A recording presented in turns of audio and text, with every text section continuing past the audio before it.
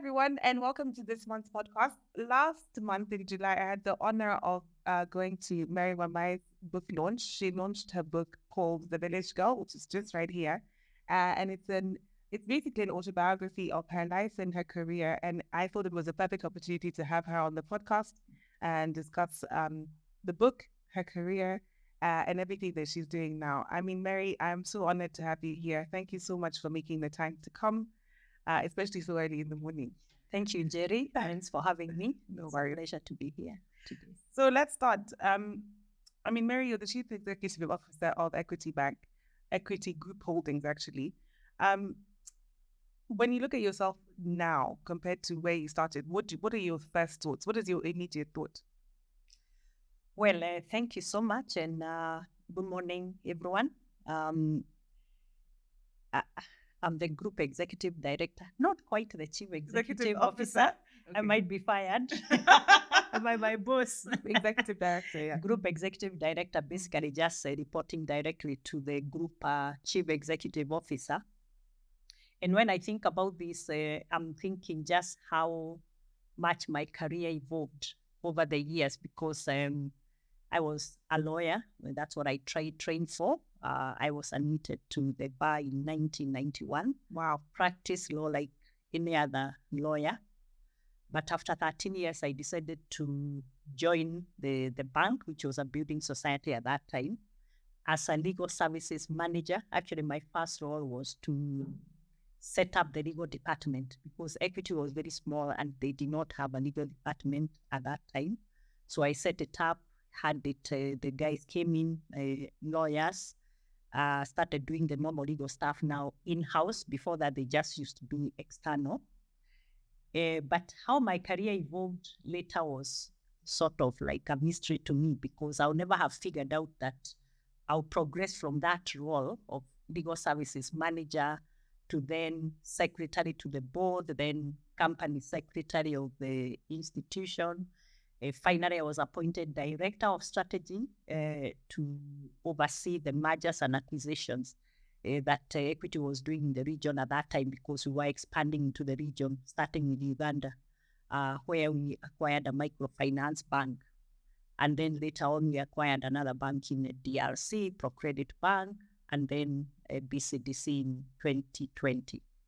So the role of executive director is more an executive role, really dealing with almost everybody, a jack of all trades, because you're dealing with the strategy, you are dealing with the IT, you're dealing with HR issues, you're dealing with the branding issues and brand positioning, etc., etc. But the good thing that I've discovered is that my training in law comes in handy, either when we are doing the mergers and acquisitions transactions, Yeah. or even when you're managing things around, because you always have that legal mind and legal perspective in any transaction or even if it's an IT contract that we are looking at. The IT guys and the business knows what they want, but you as a legal person, you know exactly what caveats you know to put in that document to be able to avoid the risks that come with those kind of contracts, and some of them are very, very big. So that's how the role has evolved, and to be honest, it grew beyond my expectation. Yeah. Because most of the time we think you will grow to the level of the company secretary as a lawyer, but I refused to be confined to just that legal space. And I said, I want to understand the business. Yeah. I want to understand how a bank works. I want to understand how to deal with people. What are the issues we have to deal with every day? I want to know how technology works. Right now, I'm actually paying a little bit more attention to things like artificial intelligence. Yes. Everyone is talking about them and what they can do and the trends in the market. So that's really how it came up. I think my question is really about your achievement is amazing, coming from where you've come from, and it's covered in the book. But let's start from the beginning. First of all, when you decided to write the book, you said in the book that it was inspired by your mentees. How did that conversation evolve, and why did you decide this is the time to write the book? I realized I had gathered a lot of knowledge over the years, and I've been in Equity now 20 years. And now plus the 13 that I was in practice, that's close to 32 years since I was admitted as a lawyer. And I realized that I had gathered a lot of knowledge over the years on various aspects. So I decided to start sharing on social media. I became active on LinkedIn maybe like 2 years ago.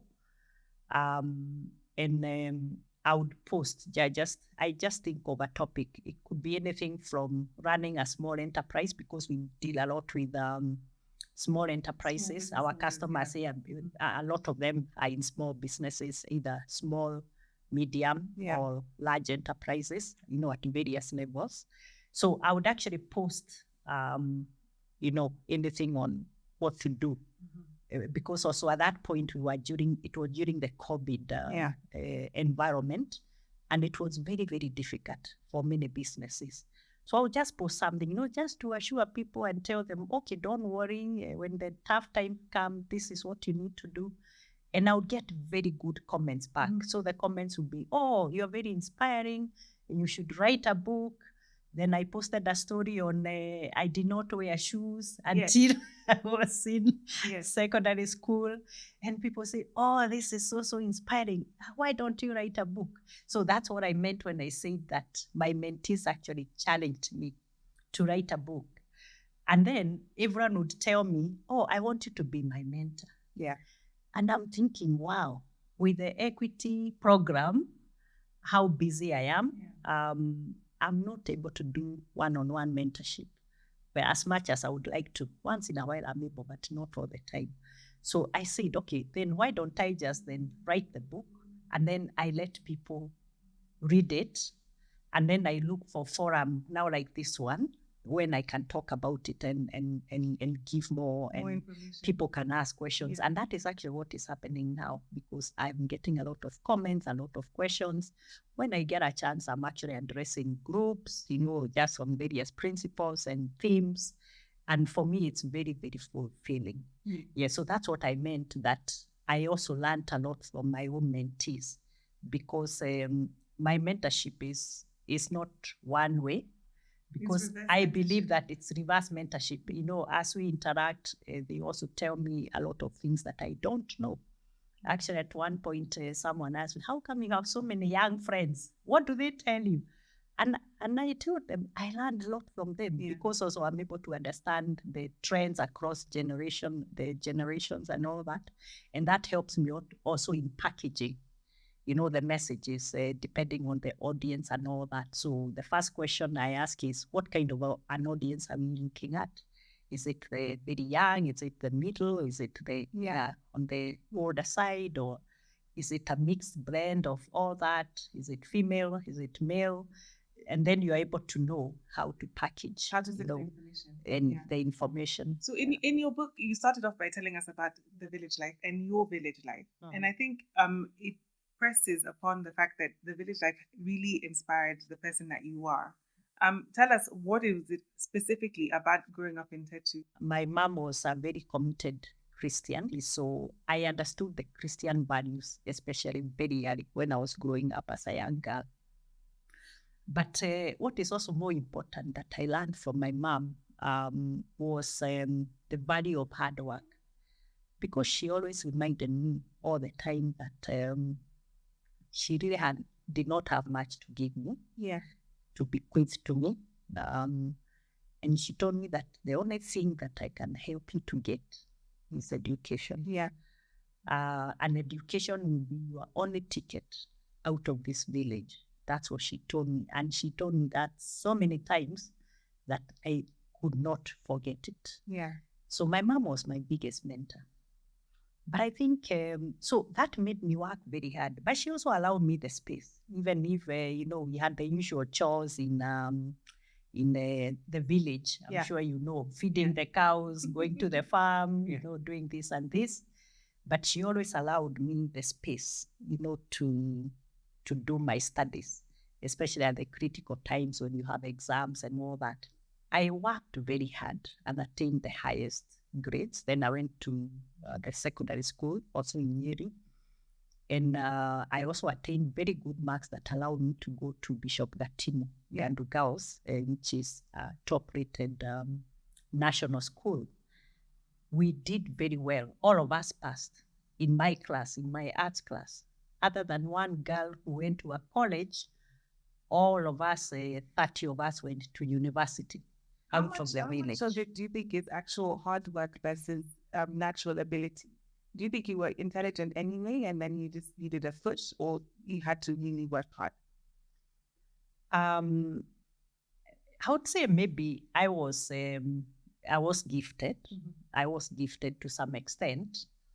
But you see, even as the Bible tells us, if you have been given a gift and you do not work hard to utilize it, then it's sort of wasted. You waste it. Mm-hmm. You see, you remember the story of the talents, the guy who buried the talent and he did not use it. So I believe it's the same. So I was gifted and I must thank God for that. But I also worked hard, to be at the top. To stay at the top. And to stay at the top. Yeah. Because also, remember, it becomes very competitive. When you go to a school like Gandu, now you are getting kids who have done extremely well in their previous schools. I was one of them. But the others from, Alliance, they have some from, Limuru, they are from wherever, St. Francis. We all met there and we were competing. So there was the two elements of working very hard and then, of course, the natural gift that God. But you remember also, there's an element that sometimes we forget, which is the discipline to do what needs to be done. And very because important. A lot of students get lost, not because they have not been gifted, but just because they do not have the discipline to do what they need to do at the right time. They waste time, they don't go to classes, they don't do their revision, they don't do their homework. I mean, you cannot do well, even if you're gifted, because it requires work. A lot of discipline. And that is not just in education. I mean, even when you run a law firm, I ran a law firm for about, on my own, for about 7 years. And it was hard work. Because sometimes we think, I'm employing myself so I can do what I want. I can come to the office the time I want. That is not true. No. Because there's that customer who is waiting for this document. And they want it when they want it. And they always come at the last minute, by the way. I don't know why. It's very urgent. Nataka hii, sai. I want it just now. So those are the dynamics that you have to deal with, whether you are in school or whether you are in your own firm or when you are employed by somebody else as an employee. Yeah. So let's talk about that. So after coming into Nairobi University Law School, you decided to then do a pilgrimage in your village constituency, so not in Nairobi. You then joined Kigano and Associates as an associate, legal assistant. But you didn't do the traditional looking for the big law firms in Nairobi, for example, Captain and Stratton, PHM, all of those which would have been the biggest law firms of the day. Why is that? And why was it important for you to be independent in that way? Okay. The reason why I actually went to Murang'a for my pilgrimage because my sister and my brother used to live there. So because you see now, when you're in Nairobi, you're thinking about even accommodation. Where do I sleep? Where do I live? I did not know anyone in Nairobi who I could stay with. So I went to the next available place, which is Murang'a, but I got this law firm that accepted me to do pupillage there. And I learned a lot, but the way I actually started working with Kigano was that firm had an office also in Nairobi, the one I was working with in Murang'a. So they needed support in Nairobi. So they sent me to Nairobi after, I think, a year or so. And then when I was there, Kigano said, I need a qualified lawyer as an assistant. Do you know any?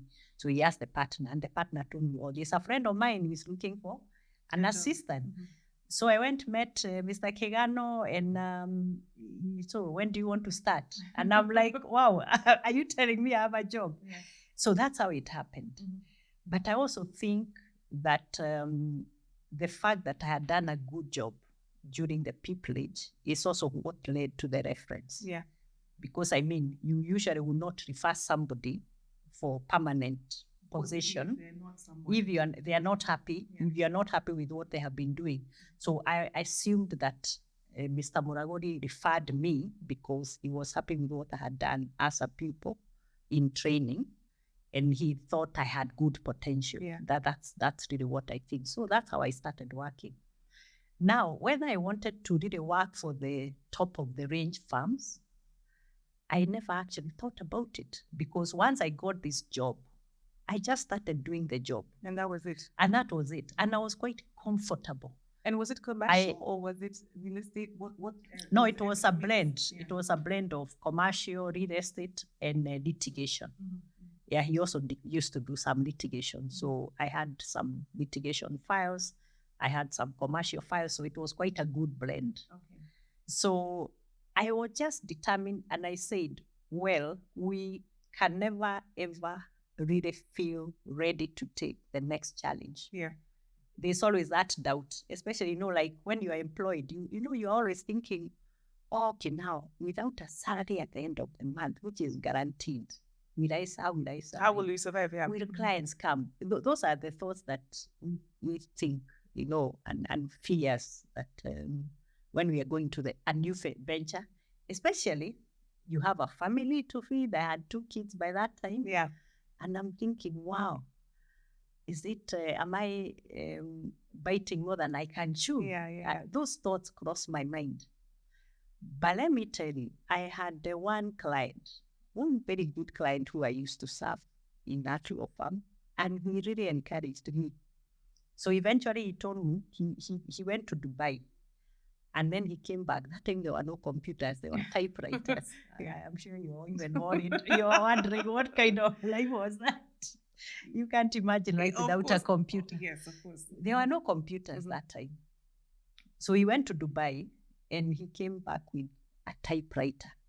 It was called a brother typewriter. And he told me, this is for your office. Go and start. My client. Wow. That's how I started. And I told him I've started.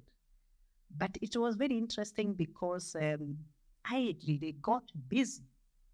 And I can say that those years that I practiced on my own were very, very fulfilling. How did you get clients in that time? They used to walk into the door? Did you go out to market? How were you doing it? It was a combination. So I would, a lot of it is usually one-on-one and word of mouth. Word of mouth, yeah. Because actually for us lawyers, we are also lucky because, our service is very personalized. And people talk and say, oh, I have this problem, oh, this and this has happened to me, or I have this transaction, maybe it's a conveyance. Do you know a good lawyer I can trust? I can use, yeah. I can use. So actually, a lot of the good business that I did came from references, from people I already knew or people had already served. Yeah. And they would call you, or I'm sending my friend or my relative or what, and they would come. Yeah. And those ones would also send others. And then I also got a few corporates like Equity Building Society. That time Equity was a building society. So they also agreed to put me in the panel. So I used to do some conveyancing for them. And that was my first interaction in the Equity Bank when they were still a building society. So what would you say are the key skills that you learned and that were transferable for you when you moved from owning your own business to starting the Equity's own legal department? The legal department. Yeah. First of all, you have, because our law firms are small, so you manage fewer people. Now, when you go to the context of a corporate, it's a completely different setup, especially a bank, because remember the bank is also regulated. Yeah. So the main difference is, first of all, I had to understand the regulations like the back of my hand, because the board has entrusted you with compliance. The board has entrusted you with always making sure you are on top of things. But then also, remember also that customers have expectations. I mean, Njeri wants a loan like today. I have the documents. And you're holding them. And I'm holding them. So it is in the customer's interest also that we do, the turnaround time is good. And So you protect the bank because it's risk management and mitigation, but at the same time, you are serving the demands of the business. That's one thing I learned, how to balance the needs of the business with the legal requirements and the risk mitigation requirements. So that was a new one for me. And then, of course, it's managing people. Because now, because I was still in the top team as the legal services manager, I was still in the executive. Yeah. So you are now leading more than just a few people in your law firm. And the skills required for leadership now change because you have to sort of I actually adopted a more consultative kind of leadership style at that point in time, because I realized it's always good to understand what the people are thinking about something. And it also works because you have a problem and you tell them, guys, this is what we are dealing with. Yeah. What do you think? What can we do about it? Instead of just trying to work it out and then telling them, do this, do this, do this. So that is also one of the skills I had to learn, to sort of consult the people or make them understand why we need to do things in a certain way. Because when you do that, you make people understand, they buy into the idea. And then they invest. And then they will invest, and they are going to do everything possible to achieve the objective. So those are the very intricate new skills I had to learn very, very quickly in the context of the bank. Now, the more tricky one was now shifting my mindset from just legal thinking to really understanding how a bank works. Because now a bank, we are talking about ratios, we are talking about numbers, we are talking, everything is numbers driven. Numbers driven. So the first thing I had to do was to, pay a lot of attention to the annual reports of the bank, understand every ratio. So ratios like NPL, non-performing loans, PAR, cost income ratio, return on assets, return on equity. I had to actually spend a lot of time to understand what does that mean, and then also understand what are the value drivers of the business. Yeah. Because again, you cannot be an advisor of the business that you do not understand. Yeah. So even when you're in the law firm, even in the private law firm, if you get a banking client, you have to at least attempt to understand how their business works. Because if you do, then you're able to propose a structure that works for the business. Because at the end of the day, we are supposed to be facilitators of the business and not, putting roadblocks. Yeah, we're supposed to be helping. Yeah. So that's what I found very, very useful and very helpful. So at the end of the day, I understood the business very well. So even when I went now to the phase of mergers and acquisitions, I knew exactly. I mean, I could, because there are some institutions we looked at for acquisition and we said, no, this one does not fit into the profile of the company we think will add value to the equity business. So you're able now to make those judgments in the course of your work. Let's talk about then the mergers and acquisition, the first one that you did for Equity Bank, which you reported very well in the book. First of all, the interesting thing that I learned is that you had to go and research in the library, in the Nairobi University Library, how a mergers and acquisition is done, what does it mean, what are the different terms. Was that information readily available? Because, today we just Google, right? And people could just think that it's very easy. Was that information readily available, or how did you go about it? Njeri, let me tell you, that time you guys are having a very good time. We did not have Google. We did not have mobile phones. I literally walked to it was the High Court Library. Because that's where we used to go to research as lawyers that time. So everything, they had rows and rows, cabinets and cabinets, shelves and shelves of journals, law reports, and books. So I actually had now to get the librarian, a lady called Cecilia, to get for me all the books she had on commercial law. Because some of those terms were very strange to me. So she got for me actual hard copies of the books and the journals and everything. I literally almost camped in the library for 1 week. Reading, page by page, writing down and looking at this contract. Oh yeah, here it says this. Okay, this is what it means. And this is the danger, So I have to advise my client. But, so at the end of it, it was done. But it was, at the end of the day, it was a very enriching experience for me because I learned a lot. And I think now with that background, it was easier for me, even when it came to the next phase. When I actually now joined the bank full time, I was already familiar with all those things.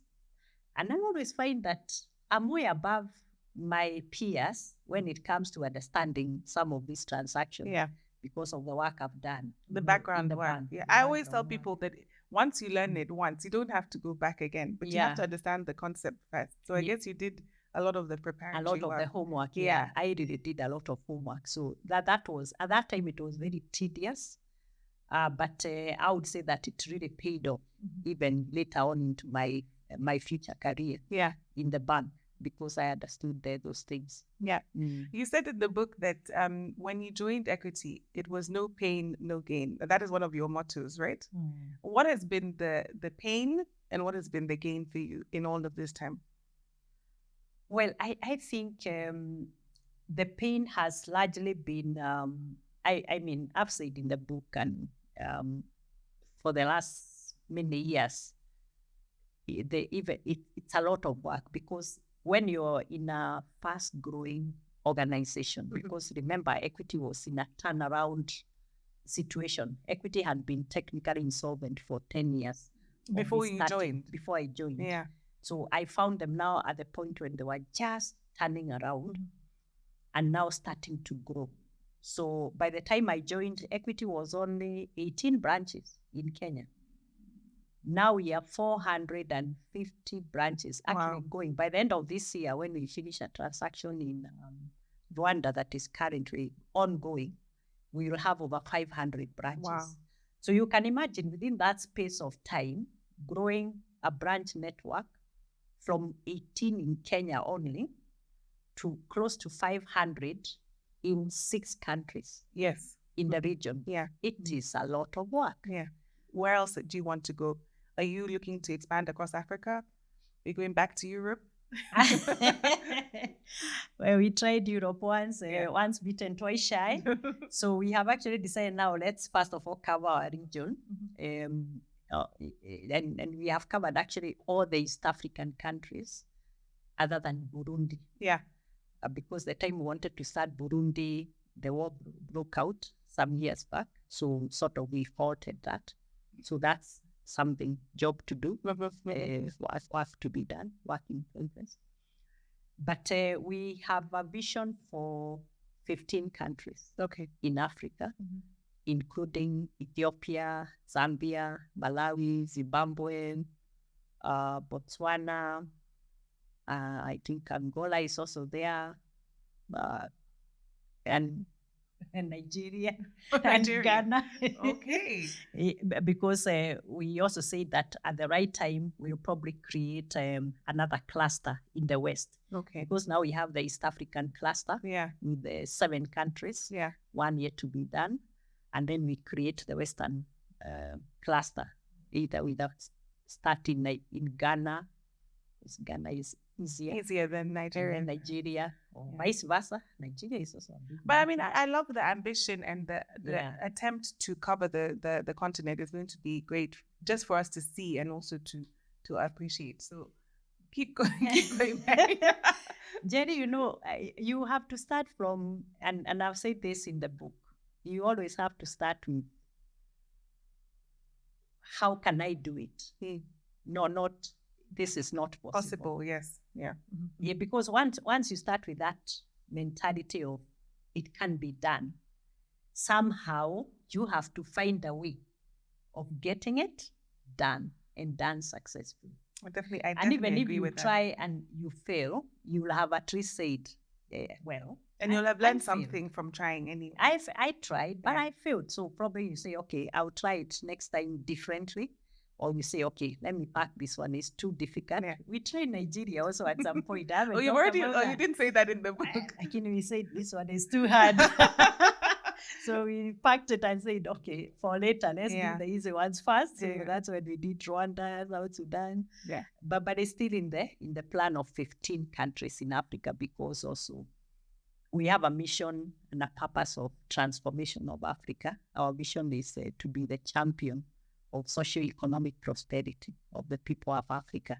So we will not rest until we have covered Africa either fully or substantially. That's great. So for me, I've said I will do what is within my powers when I'm here to do what I need to do, and reach for that goal. Do you have a timeline for the 15? It was actually supposed to be by 2030. Yeah. So we still have a few Years to go. So we are still working on it. Now we've done 7 of them. So we still have 8 to go. Still a lot of work to be done. Yeah. And you need to be there to cover all of it, Mary. I'm all set. You're all set. I'm all set, because as I said earlier, equity is a very energizing purpose for me. And that is just because you do, and then you see the impact. I look at customers and I'm like, oh, this customer has moved from point A to point B just by doing something small for them. Yeah. So for me, it's very energizing and it keeps me going. So I have a few questions on just advice for our listeners on leadership and lawyering. What is your advice for being a good leader? I think being a good leader, first of all, is, as I said, the first thing you have to do is to inspire your people, whether it's downwards or your peers, or even upwards. You can inspire upwards your seniors, because when you inspire people, and you inspire people by, as I said earlier, making them to understand the purpose of why you are suggesting. One of the things that we keep on asking ourselves in equity is why? Why do we do this even? Why is it necessary to do this? Once you start with the why, then it becomes very easy for people to understand your vision and buy into that purpose, and then figure out, how do we achieve this purpose? What do we need to do? So individually, everyone will be trying to figure out, okay, what is my role and what do I need to do to changia, to make it happen. To make it happen. Yeah. So that is very important. And then, of course, that inspiration motivates them so much, because for me, I always say that I feel so motivated because I subscribe 100% to the purpose of equity. So I would say that's the most challenging role of a leader. And then once things start happening, give credit to them. Give credit where it falls. Because, sometimes we get very selfish and I want to, I as Mary, I did this, I achieved the transformation. I achieved the BCDC, but I couldn't have done it alone. Or everyone else came and they did their part and we have all succeeded. So those positive affirmations once in a while, those small steps, celebrate small achievements, it makes a lot of difference, because people become very inspired even to do more. To do more and work harder. Yeah. If you've had a time where you disappointed yourself, or you felt like you had failed, or you felt, things that aren't going well, how do you pick yourself up? Especially when you're in a leadership position and you're supposed to be demonstrating all of the values that you talked about. Yeah. How do you pick yourself up in those moments? When? And actually, I think I know what you're going to tell me first. You're going to say first it's your faith. Yeah, no. I will not even go to the faith. That one runs through. Okay. But, of course, I pray for inspiration, and that is also critical in the journey. But I would say that the first thing that I learned, and some of these lessons come the hard way, was that when you feel like you have lost the step, is to first of all reinforce your confidence in your ability. Because sometimes what failure does to you, or when you lose the step, is it sort of like It knocks you back. downgrades. Yeah. It downgrades your confidence. You feel, oh, I'm good for nothing. How could I have done that? So it is important for you to reinforce yourself and your ability. Because what that does is it gives you your confidence back, brings your confidence back, and you're able to think through and you look back and you say, oh, okay, where did I go wrong? Mm-hmm. It's always important to look back and say, what did I either do wrong or didn't do, or could I have done it better? Maybe, yes, maybe if I had done this, I could have had a different result. So once you do that assessment and you reassure yourself that it is still something that you would like to do, then you get the energy to try again, probably in a different version, what you think can work better. And then you correct the mistakes that you had probably done.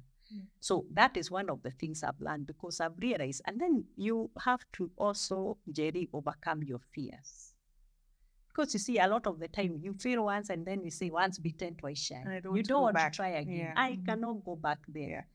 But then again, if, and I always give the example of the guy who started KFC. He's called Colonel Sanders. Yeah. I'm sure you've read the story. Yeah. It's a very beautiful story, because he said, I knocked on, I don't know, 999 doors, and they were shut to my face. Eventually, the 1,000th door was opened for me, and you can see what he created in his lifetime. A franchise that is everywhere now. And he was 65.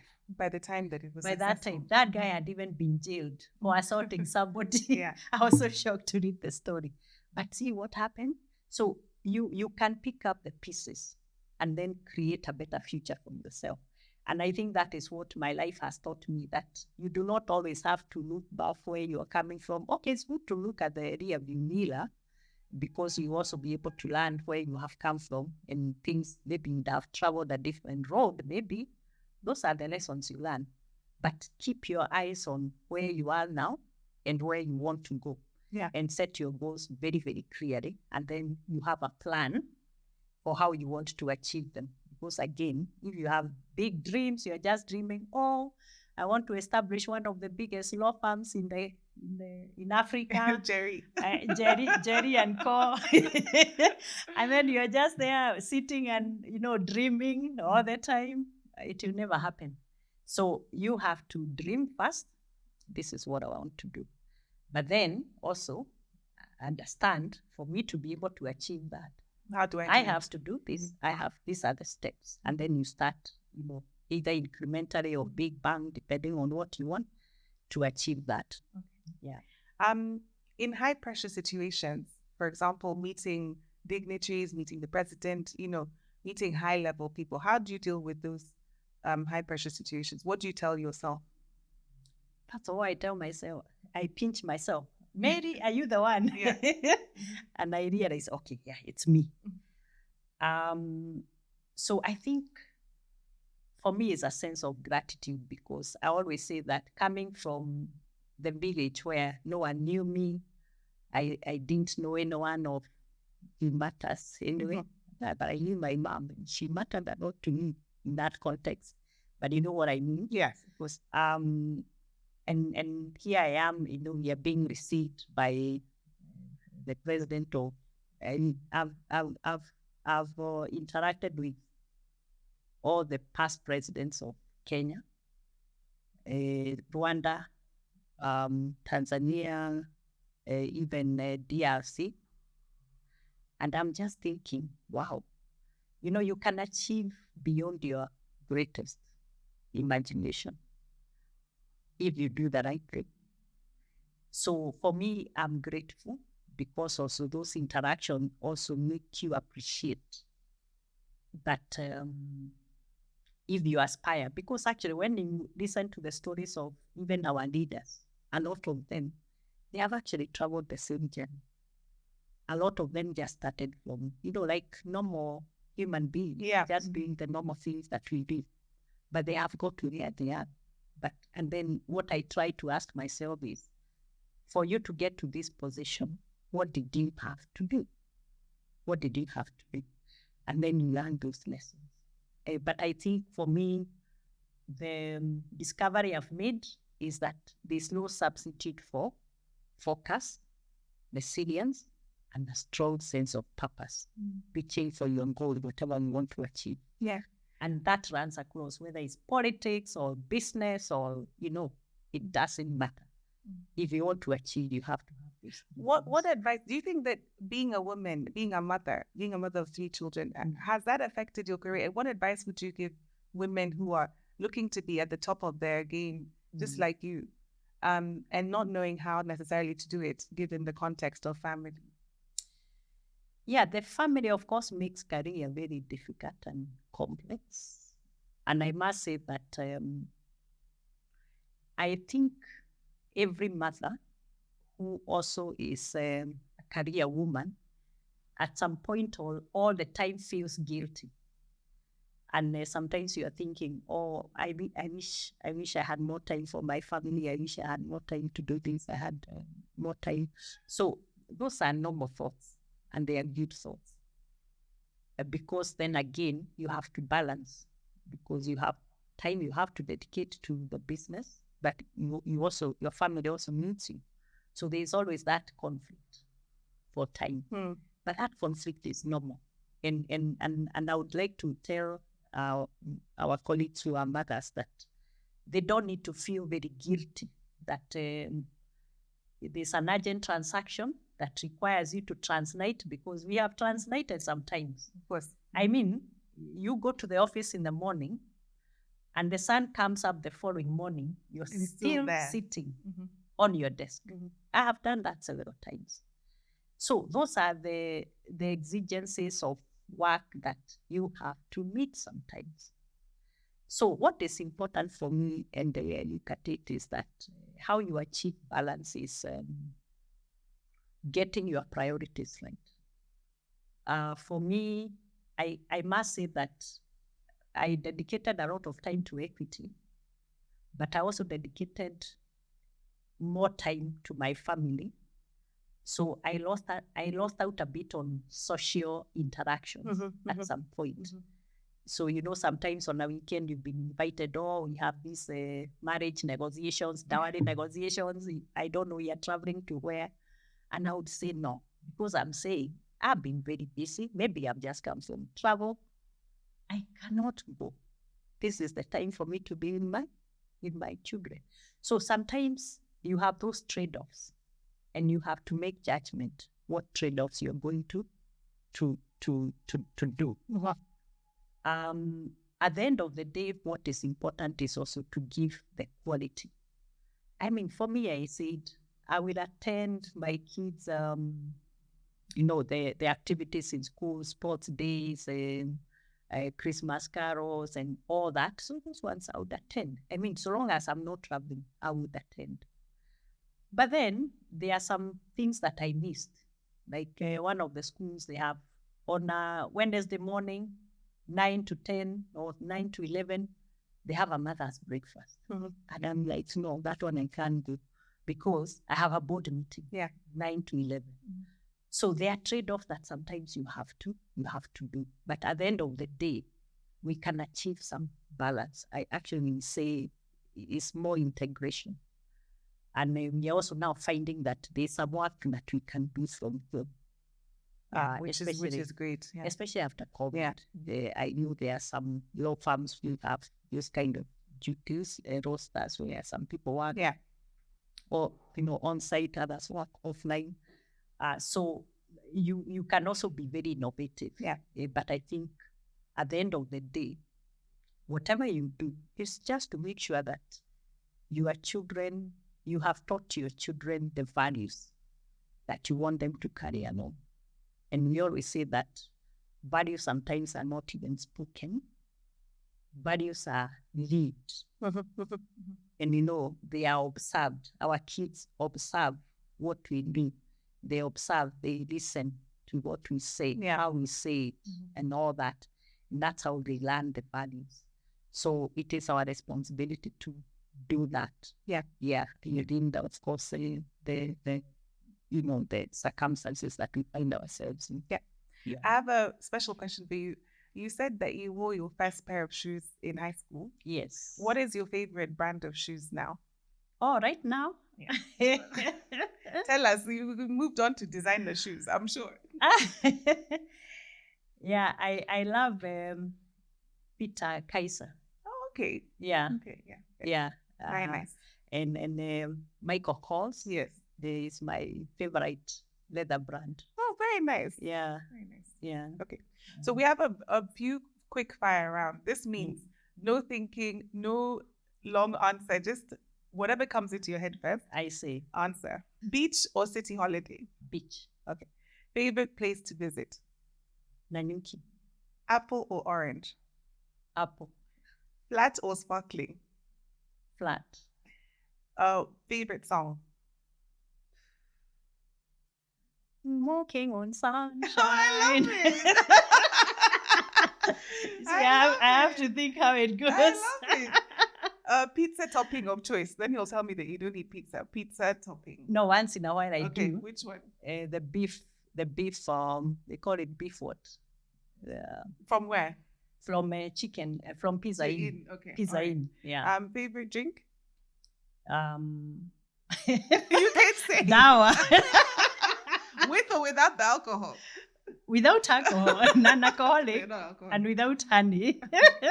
Thank you so much, Mary. You've been such an amazing guest. Thank you. Thank you for taking the time to come and speak to us. Yeah. And for your words of wisdom. Guys, it's been a great podcast. Thank you so much, Mary. See you next month.